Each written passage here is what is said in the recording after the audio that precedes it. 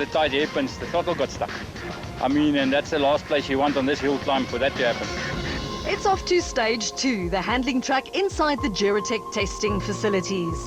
The handling track is more of a racetrack, but with little or zero runoff areas, leaving no margin for error. Another feature of this format is the fact that a number of cars will occupy the track at the same time, therefore combining racing with rally. As with stage 1, it's up to the BP Ultimate Polo of Enzo Keane and Guy Hodgson to test the waters first. Keane only needs to finish in order to claim his second national career championship. On stage 2, he sets a time of 8 minutes and 41 seconds. Outgoing champions Hargen Fekken and Pierre Aries have only won a single event during 2010, and that was way back in March. Fekken's pride was at stake here, and he set a time of 8 minutes and 42 seconds, less than a second slower than Keane. Right 5, turn off, left 8. Times on this stage were already getting close. Jan Habig and Ralph Pitchford were spectacular as always, as the third of the BP Ultimate Polos recorded a time of 8 minutes and 42.6 seconds, just 0.3 of a second slower than Fekken. With 3 cars all setting similar times, everyone was expecting much of the same from Conrad Rothenbach and Peter Marsh, but the Zimbabwean had other plans. The Ford Fiesta completed all its laps in just 8 minutes and 32 seconds, nearly 10 full seconds faster than the next best time. Turning 6 left continues over long brow, 50. Johnny Gemmell and Drew Starrock had nothing to lose and everything to gain in an effort to beat Keane and win the championship. But the Castrol Toyota driver soon had other problems to worry about.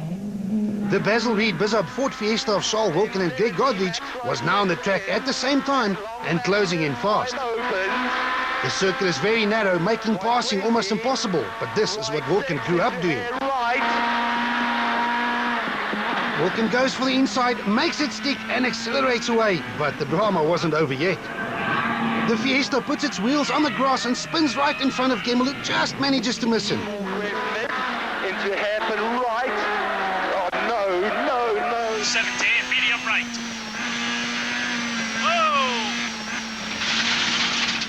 Oh! A close call for both drivers. Current second place men Hein Latergan and Johan van der Merwe are next into stage 2. No more throttle getting stuck issues for the Pertic Toyota Auris, who goes on to record the 4th fastest time of all, but slips to 3rd on the overall leaderboard. The Team Total Evolution Toyota Runex of JP Damso and Callan Swan is still locked in battle with the Ford Fiesta of Rothenbach for the Privateers Championship. But after 2 stages, it's advantage Rothenbach, as Damso is already nearly a minute behind. Japie van Niekerk and Robin Houghton managed to set the 10th fastest time on stage 2 behind the wheel of the C-Track New Africa Developments Toyota Auris, but it wasn't enough to move into the overall top 10 as the Motorride Polo of Evan Hutchison and Alvin Coetzee continued to impress on their least favourite surface. The Motorride team occupied 9th at this stage of the event. Stage 1 was a conservative start for Castrol Toyota's Leroy Poulter and Robert Paisley, but on stage 2 it all came together. Poulter set the 2nd fastest time of all to propel himself from 8th to 6th on the overall leaderboard. Visser Du Plessis and Kobus Vrij were on track for another top 10 stage time. But for the umpteenth time this season, the French-built Sadif gearbox inside the Pertic Toyota Auris tried enough and brought an abrupt end to their season. Did you hear it? Yes. Yeah, that was second gear, it sounded like it again, second time in a row. So, what can I say?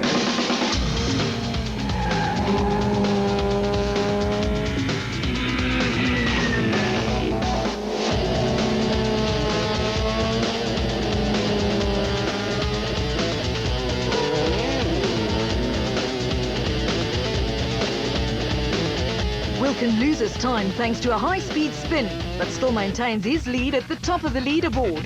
Rothenbach overhauls Latergan to make it a Ford 1-2, while Kuhn's championship looks safe in 4th. It's extremely close between Habig, Poulter and Fekken, while Hutchison and Damso round off the top 10. When the teams tackle the fearsome mountain stage one more time, will Wilken hang on to his lead? Is there anything Gemmell can do to stop Kuhn from cruising to the title? Or is there still another very unique Toyota dealer Gauteng rally, where SA's top gravel road racers are facing an entire day on tar? And not just any tar, but the challenging mountain and other test tracks at the Duratec vehicle testing facility just outside Pretoria. Charles Wilkin drew first blood and in spite of a very scary moment on the stage before, still leads the event. Pushed hard and we were having a good stage, but then we had to pass Johnny, but luckily that didn't take too long. And then I sort of just made one of those left-hand drive errors and put an outside wheel on the gravel, and it was a big slide and I couldn't catch it, so we spun. Johnny Gemmell nearly smashed into the back of the Basil Reed Fiesta, but luckily for both of them, he didn't. Yeah, quite close. I just wasn't sure if he was going to roll back, but he didn't, so I went round him. Otherwise it would have been nasty. From his fourth position, Enzo Kuhn has a bird's eye view of the battle at the front, while keeping his eyes locked on the overall championship. Yeah, I don't think I'm in the fight. Just a spectator from behind in third place.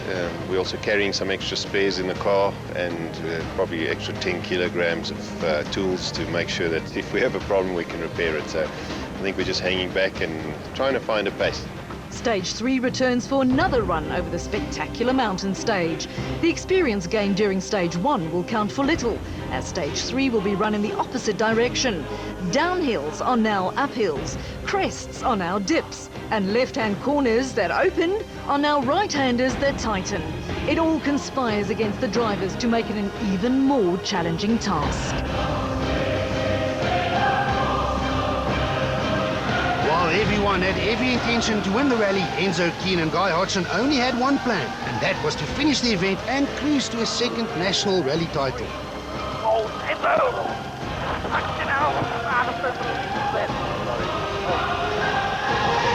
But Kuhn is out, and teammate Fecken is the first to emerge from the mountain.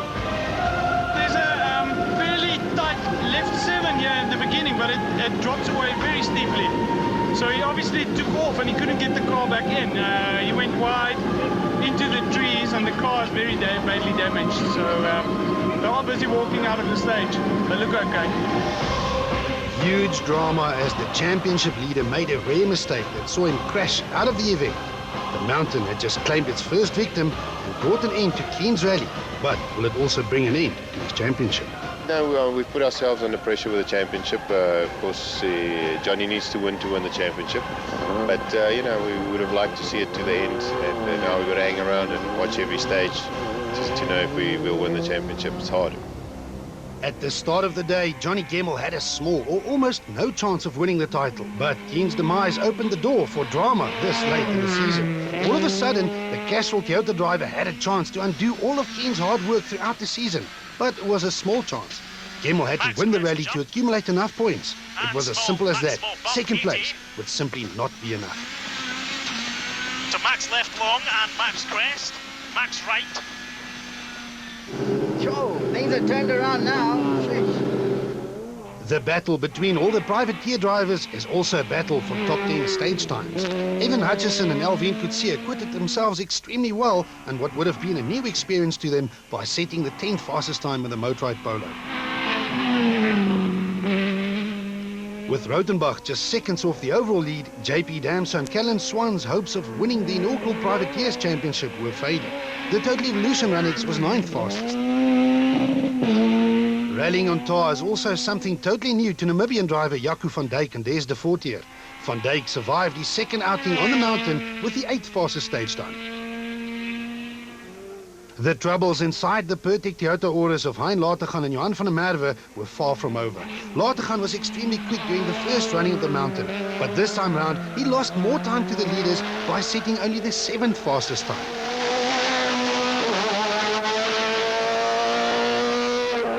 No, it got stuck again, the throttle. It's the second time now, you know, right at the end, it got stuck again.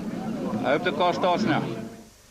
Lategan was just 1 second slower than the 6th fastest time set by the BP Ultimate Polo of Jan Habbig and Ralph Pitchford.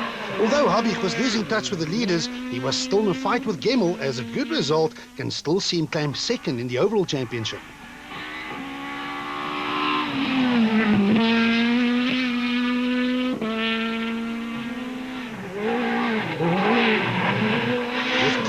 Sitting on the sidelines, Hergen Fecken and Pierre Arries had a huge role to play. Their instructions from BP Volkswagen were now crystal clear. It was to beat Johnny Gemmell and to ensure that the latter does not win the rally and thereby the championship. But on stage 3, Fecken could only manage the 5th fastest time.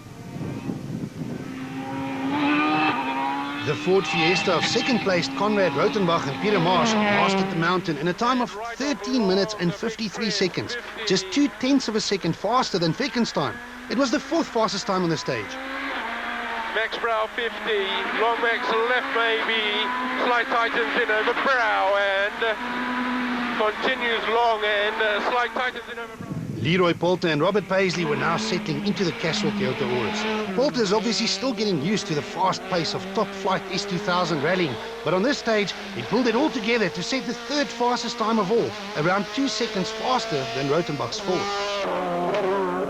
But this is the moment that Charles Wilken and Greg Godrich were waiting for, the stage to make their move. It was clear that Wilken had picked the mountain to stamp his authority on this event and to further build on his reputation as a tar specialist. And on stage 3, that is exactly what he did. The Basil Reed Bizub Ford Fiesta was in a class of its own as it picked off the laps one by one. Wilken flew across the flying finish in a time of just 13 minutes and 28 seconds. It was a full 17 seconds faster than the second fastest time, and fast enough to extend his overall lead to nearly half a minute. And long right 7, no cut. The top do not cut into open hair left. Opens quickly to Max of the crest. The name Enzo Kuhn conspicuously disappears from the leaderboard. Charles Wilken reigns supreme on tar as he opens up a 26-second lead after just 3 stages, while the news gets even better for Ford fans as Conrad Rautenbach maintains his second position ahead of the chasing pack. Enzo Kuhn is out of the event, which means that Toyota and Gemmell have a slim chance of stealing the title at the last minute. It looks like things change quickly, don't they? I mean, it really is not over till it's over. So we've been dealt another chance. Now we have to win. If we come second, we're on the same points, but he wins with a extra victory. For Gemmell to win the title, he has to win the event. And that means getting past a number of drivers, including Charles Wilken, who just extended his lead at the top of the leaderboard. Yeah, we had a good stage now. We really tried hard, and it seemed to pay off. And hopefully we can extend it a bit further in the next 2 stages. Stage 4 is a repeat of Stage 2, but also runs in the opposite direction, so previous experience doesn't count for much. Some of the corners are now covered by dirt, turning the handling track into a slippery test of driving skill. Rallying turned into full-blown racing, with a number of S2000 machines taking on the handling track as well as each other at the same time. Conrad Rautenbach and Peter Marsh were once again putting up a brave fight, but the Zimbabweans' lap times were slowing down towards the end. Long need 2 laps. 30. Got a puncture. Long back to the left maybe. How much further? 1 more lap, 2 kilometers. Whole lap to go, 30. His time was only 10 fastest. Nicholas Ryan and Jeff Tyrer have been knocking on the door of a top 10 stage time all afternoon, and on stage 4 they finally achieved it. The RCF Johns Way Polo was 9th quickest.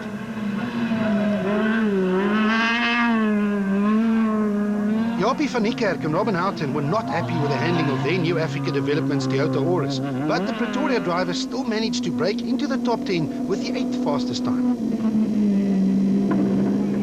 Johnny Gemmell and Drew Starrock knew that they had to throw caution to the wind in an attempt to win the rally, but the Castle Toyota Auris simply didn't have the pace. And easy left plus 8, slow to stay left.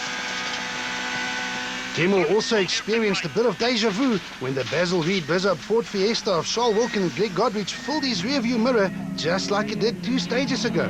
But this time, there was no drama as Gemmell recorded the 7th fastest time. The motorride polo of Evan Hutchison and Alvin Coetzee was once again impressive round the handling track, setting the 6th fastest time and beating a number of the bigger guns in the process.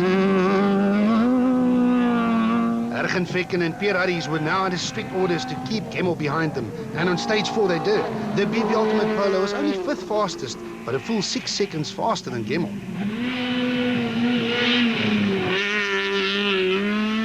Volkswagen's tactics of keeping Gemmell at bay were now paying off as Jan Habig and Ralph Petchford also managed to move ahead of Gemmell after stage 4, making life even more difficult for the championship hopeful.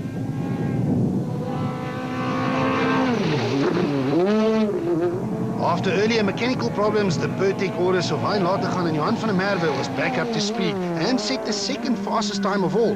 But Lategan had to share the spoils with Leroy Poulter and Robert Paisley, who matched him down to every 10th of a second. It was clear that Poulter had found his feet in the Castrol Toyota Auris. But as with the stage before, and in spite of driving in Gemmel's dust, the stage victory also belonged to Charles Wilken and Greg Godrich. It was the Basil Reed Bizzup Fiesta's third stage win in 4 stages, and enough to increase the overall rally lead. And left 5, tightens to short left 9. The action and drama of Duratec is drawing to a close as most of South Africa's top drivers survived the tough challenge. Let's break away to the battles behind the remaining 15 S2000 machines in 5 more different classes.